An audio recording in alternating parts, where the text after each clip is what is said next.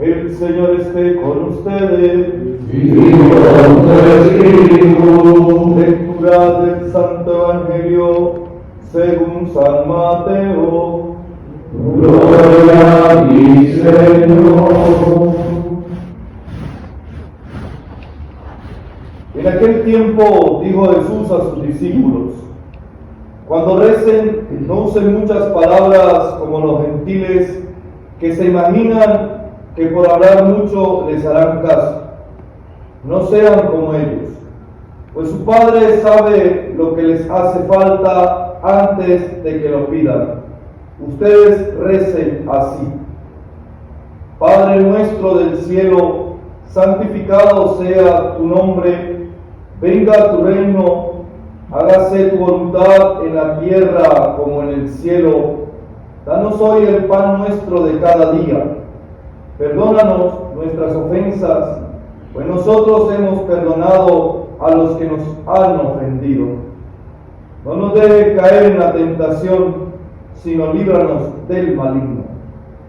Porque si perdonan a los demás sus culpas, también su Padre del cielo les perdonará a ustedes. Pero si no perdonan a los demás, tampoco su Padre perdonará sus culpas. Palabra del Señor. Gloria a ti, Señor Jesús. Dios, nos ponemos en tus manos, sea tú que nos ilumine, para que esta palabra nos ayude a crecer en la vida espiritual. Amén. Vamos a compartir el Evangelio de hoy de San Mateo, capítulo 6, versículo 7. Tenga miedo, amigo. El Evangelio de hoy es de San Mateo, capítulo 6, versículo 7 en adelante. Queridos hermanos, hoy Jesucristo nos presenta dos realidades: al orar, querer hablar mucho, hablar, y cuando Dios me va a hablar, me voy y lo dejo tranquilo. Ese es un problema. Jesucristo hoy dice que así no se ora. Escuchen. Cuando ustedes recen, no sean charlatanes, como los paganos. Escuchen. Ahí está la clave del Evangelio. Que nosotros nos convertimos en charlatanes en la oración. Hablamos. Cuando le toca a Dios, lo dejamos plantado en la oración. No lo escuchamos. Qué gran problema. Y Jesús dice, así hacen los paganos. Pero además, los paganos hacen eso porque los paganos tienen un Dios que no los escucha. Un Dios que no ve nada. Es un Dios falso. O sea, un Dios de idea. Un Dios concepto. Ahí está el error. Usted y yo no nos podemos acercar a la oración creyendo en un Dios idea. Dios no es una idea. A un Dios imagen. Dios no es una imagen. Dios va más allá de eso. Y cuando usted y yo vamos a la oración tenemos que tener conciencia de con quién estamos hablando. Por eso Jesucristo dice, cuando oren, digan, Padre. Lo primero que dice Jesús es que cuando oremos digamos, Padre. O sea, no nos está invitando a hablar mucho, nos está invitando a tomar conciencia delante de quién estoy. San Lucas capítulo 11, versículo 11, Él nos dice por qué nos enseña a decir Padre. No son palabras, hermanos, no son palabras. Dios dice, Jesús ya conoce todo lo que nosotros necesitamos. Lo que necesita es la actitud que usted y yo debemos tener en nuestro corazón, la convicción, la certeza de con quién estoy hablando, con el Padre. Pero en Lucas 11 ya lo digo, 11, claro. ¿Qué padre entre ustedes, si su hijo le pide pan, le da una piedra? ¿O si le pide pescado, le dará en vez de pescado una culebra? ¿O si le pide un huevo, le dará un escorpión? Pues si ustedes, que son malos, saben dar cosas buenas a sus hijos, ¿cuánto más el Padre del cielo? ¿Cuánto más mi Padre del cielo? No es cuestión de pedir, de hablar, es cuestión de estar convencido delante de quién estoy. Estoy convencido que estoy delante de un ser que tiene algo que ver conmigo. Hay una conexión, hay una fraternidad, hay unos vínculos que nos unen. Es mi Padre. ¿Y qué padre hay que el hijo le pida un pan y le dé una piedra? Eso no existe. Pero si llegara a existir, Dios, que es bueno, nos hará todo lo que nosotros le pidamos. Pero entonces, quitemos de tantas palabras cuando vamos a orar. Tomemos conciencia que estoy delante de mi Padre, me ama. He sentido la experiencia de mi Padre que me ama. Aquello de la canción, Dios es mi Padre, qué feliz soy hijo suyo, hijo de Dios. Si Dios cuida de mí, ¿qué me puede faltar? Pues en un instante Él me deja de cuidar. Mi vida suya es, cual diestro tejedor la va tejiendo Él en su infinito amor. Ya ves con qué primor cuida Dios de una flor que es digno de admirar su aroma y su color. Si de una simple flor cuida mi Dios así, ¿con cuánto más amor no cuidará de mí? Después del huracán, si un pájaro cayó, no crea que eso fue sin permitirlo Dios. Si el pajarito aquel se vende por un as, no tienes que temer, tú vales mucho más. Esa es la actitud que debemos tener en la oración. No palabras, es una actitud de reconocer delante de que estoy el Padre, pero no es un Padre solamente el mío, Padre nuestro. Primera de Juan, capítulo 3, versículo 1. ¿Qué significa Padre nuestro? Que yo no estoy solo en la oración. Hablábamos de lo que es la fraternidad, o lo que es el presbiterio, lo que es la comunión entre nosotros. Pero es que Jesús me lo enseñó. Cuando yo voy a la oración, yo tengo que saber que no estoy solo, estoy acompañado con la iglesia, pero más todavía con los hermanos sacerdotes en el ministerio. Padre nuestro, no estoy solo. Está la iglesia conmigo, pero no estoy solo. También está Jesucristo.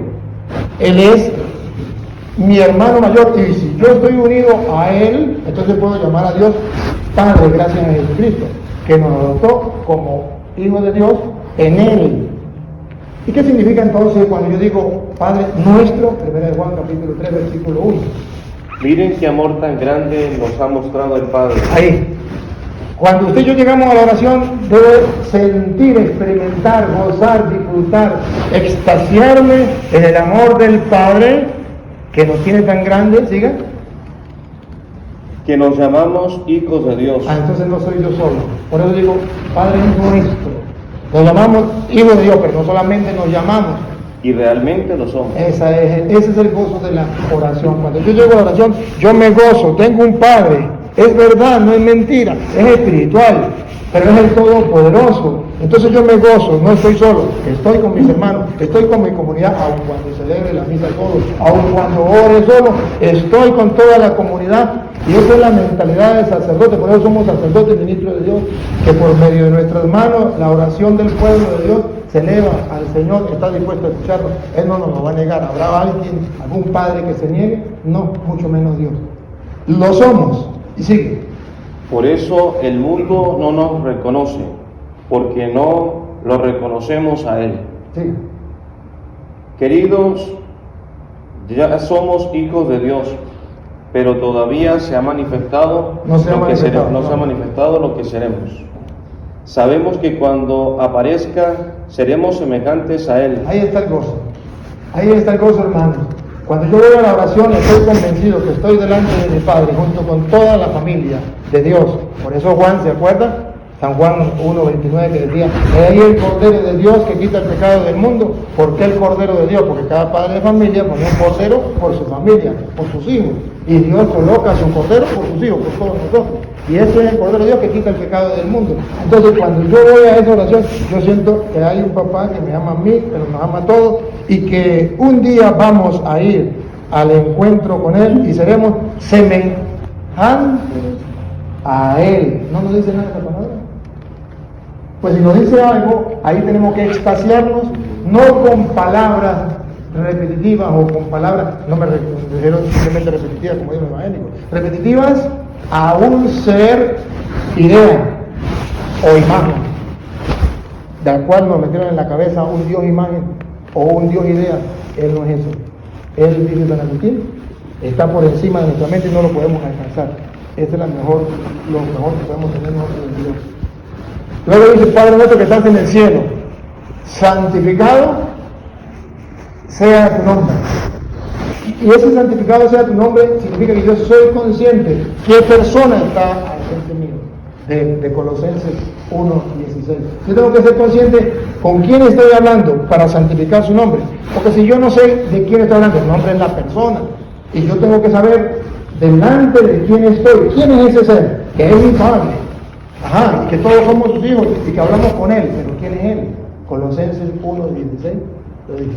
Pues por Él fue creado todo, en el cielo y en la tierra, lo visible y lo invisible, majestades, señoríos, autoridades y potestades. Sí. Todo fue creado por Él y para Él. Ah, caramba, delante de quién estoy. Nada más y nada menos que el que hizo lo celeste y lo terrestre, lo visible y lo invisible, tronos, dominaciones, principados, potestad, todo fue creado por Él y para Él. ¿Se imaginan que tomemos conciencia y seamos capaces de convencernos de eso que decimos creer? ¿No sería la oración para nosotros un éxtasis? ¿No sería un placer espiritual lo máximo? Claro que sí, hermano. ¿Qué falta? Obedecer lo que dice Jesús. Cuando vaya a orar, deja de repetir tantas palabras. Solamente extasíase sabiendo delante de quién está y dale la gloria a ese, santificado sea tu nombre. O el Salmo 94, que siempre estamos venidas, clamemos al Señor, hemos visto la roca que nos salva, entremos a su presencia dándole gracias, aclamándolo con canto.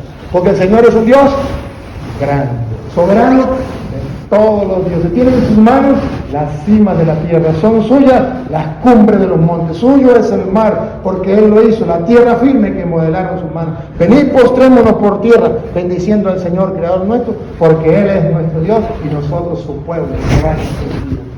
¿Qué tal lo creyéramos? ¿Qué tal que lo viviéramos? Otro gallo cantaría. Tu vida y mi vida sería más dichosa, más feliz.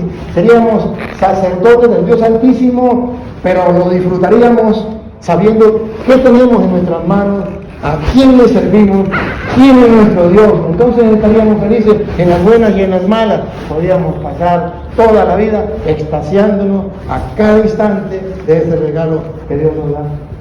Santificado sea tu nombre. Venga a nosotros tu reino. ¿Y qué significa venga a nosotros tu reino? Simplemente que yo tengo que saber que yo tengo un Padre que no es de aquí, que está en el cielo, en todas partes, pero que me ofrece el reino de los cielos, que dice 1 Corintios 2:9. Ni el ojo vio, ni el oído yo, ni vino a la mente humana lo que Dios tiene preparado para el que le ama. ¿Te parece poco? Con la capacidad que tiene nuestra mente de poder pensar, y dice, no pudo pensar lo que Dios tiene preparado para el que le ama. Venga a nosotros tu reino. Pensamos en que nos vamos a morir, tenemos conciencia de eso y que el reino de Dios ya está cerca y que en cualquier momento, en cualquier instante me voy con Él, estoy preparado, lo disfruto, lo creo, lo anhelo. Venga a nosotros tu reino significa lo anhelo, lo ansío, lo espero sin temor. O como decía Pablo, quisiera morir para irme con Cristo. ¿Estamos convencidos de eso? No, hermanos, no estamos convencidos. Por eso Jesús nos invita y dice, cuando oren, toma conciencia de que te vas a morir. Toma conciencia de que la muerte no es una desgracia, que te espera un reino que ni lo vio, ni lo oído yo, ni la mente humana ha pensado lo que Dios tiene preparado para el que le ama. ¿Por qué no lo creemos? Nos vamos a morir y nos va a llegar la muerte de sorpresa. Nos vamos a morir y no vamos a ser capaces de seguir el ejemplo de Cristo. Padre, a tus manos encomiendo mi espíritu. ¿Es que somos ateos? No, hermano, somos creyentes, pero es puro bla, bla, bla. Tú eres creyente de decir yo creo en Cristo y soy sacerdote y ya. No, Dios hoy nos pide algo más. Cuando oren, digan. Y nos enseña a tener conciencia que venga a nosotros tu reino, que existe un reino, lo anhelamos, lo esperamos, lo ansiamos. Entonces, no me importa que me quiten esta vida, no tengan miedo a lo que matan el cuerpo, pero no pueden matar el alma. En la casa de mi Padre hay muchas mansiones. Si no fuera así, yo mismo se lo diría. Juan 14 o 2 Corintios 5, que dice Pablo, si esto se desmorona, Dios no tiene una mansión eterna en el cielo. Lo creemos, lo anhelamos, lo esperamos. Eso lo tenemos que hacer en la oración siempre que oramos. No se trata de tantas palabras. Venga a nosotros tu reino, hágase tu voluntad en la tierra como en el cielo. San Juan 4:34, por razones del tiempo, no nos vamos a leer mucho, pero ajá, ¿lo tienes? Jesús les dijo, mi alimento es hacer la voluntad del que me envió. Ahí está, ¿Que cuál era el alimento de Jesucristo? Hacer la voluntad. Hágase tu voluntad, pregunto. Tu alimento, sacerdote, mi alimento como sacerdote de Dios Altísimo es hacer la voluntad. O sea, es cumplir lo que está en las Sagradas Escrituras, lo que Él nos dejó, su palabra. Por eso la Santa Madre Iglesia nos enseña cuando leemos la palabra de Dios, te alabamos, Señor. O sea, estoy dispuesto a escucharla. Estoy dispuesto, dice allá en primera de Tesalonicenses 2:13, no la vamos a ver, pero ustedes ya la saben. Dice, me alegra que cuando llegó la palabra, ustedes la recibieron no como palabra de hombre, sino como lo que es en realidad, como palabra de Dios. Eso todavía no ha llegado a nosotros. San Pablo entonces ahí estaría triste con nosotros, porque al llegar la palabra de Dios, la vez como la tomamos como palabra de hombre, eso es pasajero, eso ya pasó de moda. No, es palabra de Dios. ¿Y cómo yo tengo que disfrutarla? Pues simplemente como lo que es palabra de Dios. Mi alimento es hacer la voluntad de Dios. ¿Y a dónde está la voluntad de Dios? En la Sagrada Escritura. Ahí está expresado lo que Dios quiere de nosotros. ¿Cómo nos acercamos a la palabra de Dios? ¿Con qué respeto? ¿Con cuánto amor? Asiduamente lo hacemos. ¿Recuerdan lo que dice San Juan 8:31? Ustedes serán verdaderos discípulos míos. Si no, si lo contrario serán falsos. Verdaderos discípulos míos si permanecen en mi palabra. Conocerán la verdad y la verdad los hará libres. El alimento, ¿cuál es tu alimento, sacerdote? Dice Jesús, mi alimento es la voluntad del Padre. ¿Cuál es tu alimento?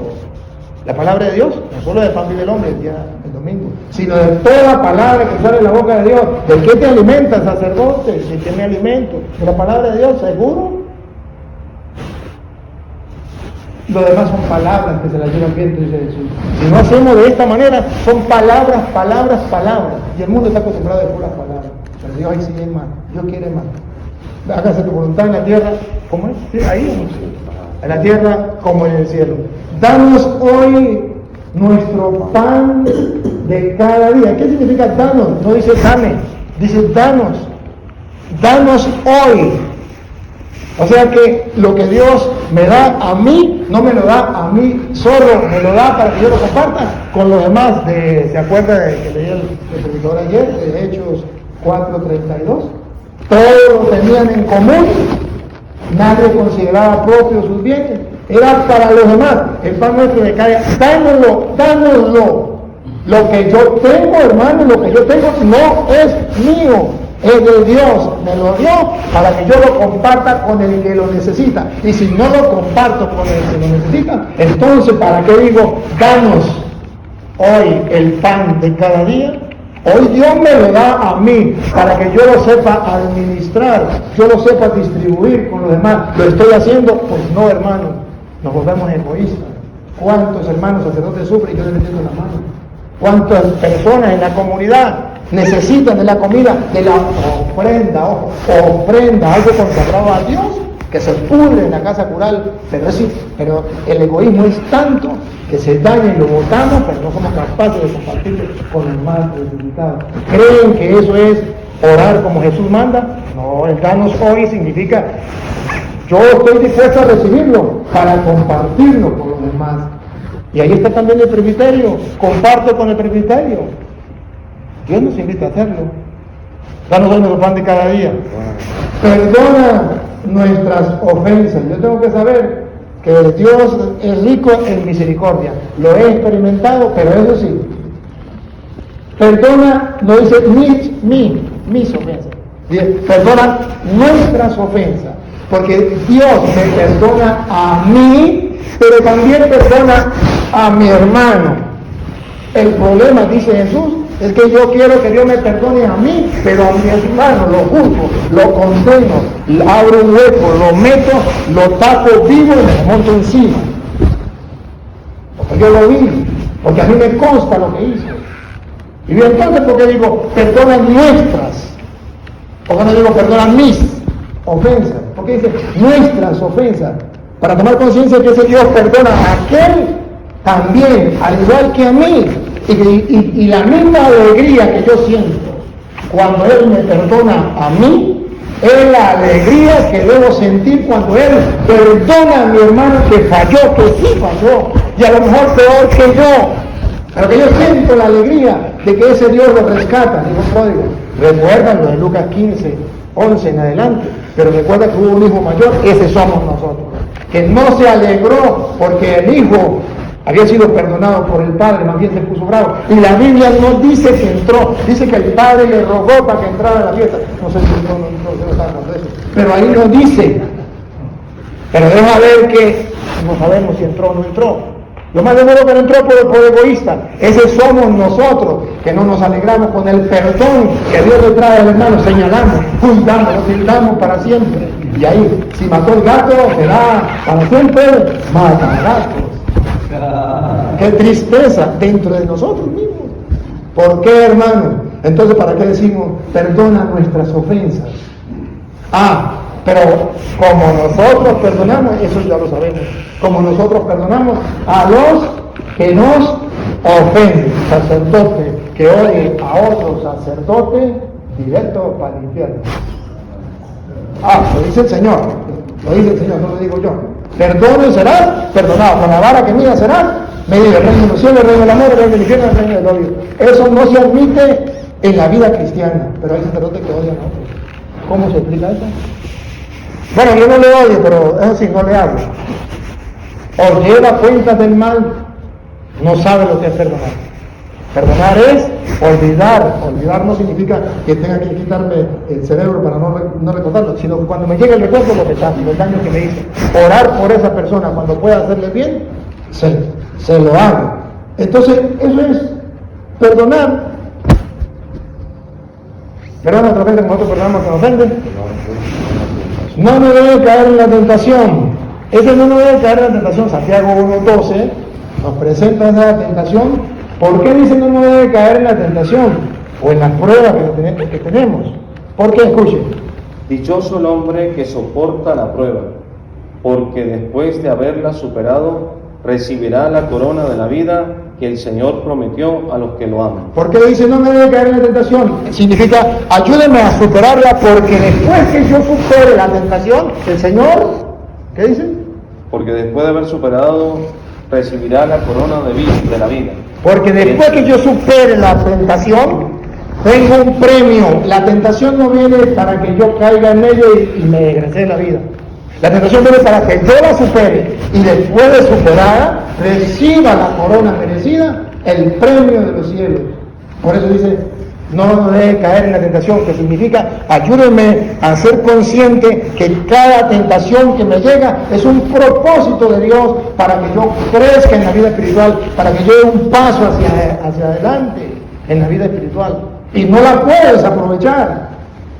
Debo superarla, pensando lo que me espera, anhelando lo que digo creer, ansiándolo y disfrutándolo como si de verdad lo creyera.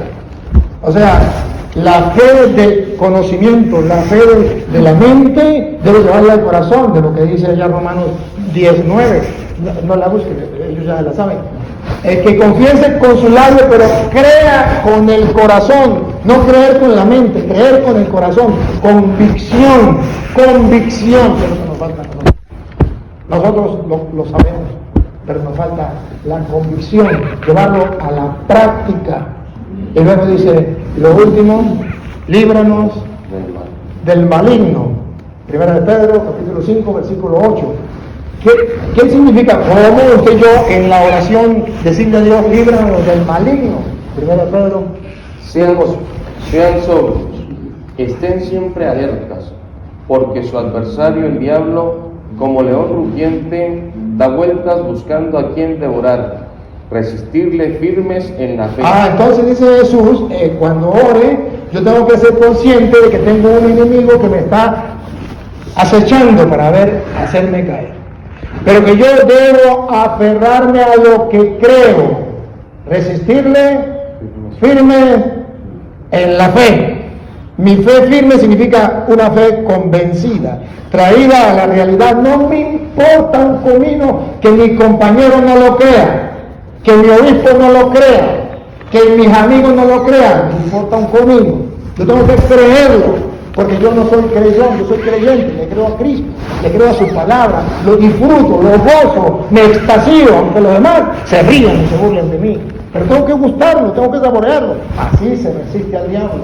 resistible, firme en la fe, porque Él anda como león rugiente buscando a quien devorar. Entonces, yo en la oración sé que hay alguien, un león más fuerte que yo, que me quiere devorar, pero yo me aferro a mi Dios, que hizo el cielo y la tierra, lo celeste, lo terrestre, lo visible, lo invisible, el trono, dominaciones, principados, potestades, todo fue creado por Él y para Él, Él es anterior a todo y todo se mantiene en Él. Alabado sea el Señor. Si yo estoy con Él, ¿quién contra mí? Nadie podrá contra mí. Termino. Adelante. La primera lectura de hoy, Isaías 55:10. Le aseguro que así como la lluvia cae a la tierra, el agua cae en la lluvia y empapa la tierra, la hace germinar, la hace dar semilla para el que siembra y le hace dar pan para los demás. Así es mi palabra que sale de mi boca. No volverá a mí con la mano vacía, sino hasta que cumpla todo lo que yo he querido. Ah, bárbaro. Si eso es verdad, y no puede ser mentira porque es palabra de Dios, ¿qué pasa con nosotros? ¿Qué pasa con la palabra de Dios? ¿Por qué no creemos en la palabra de Dios?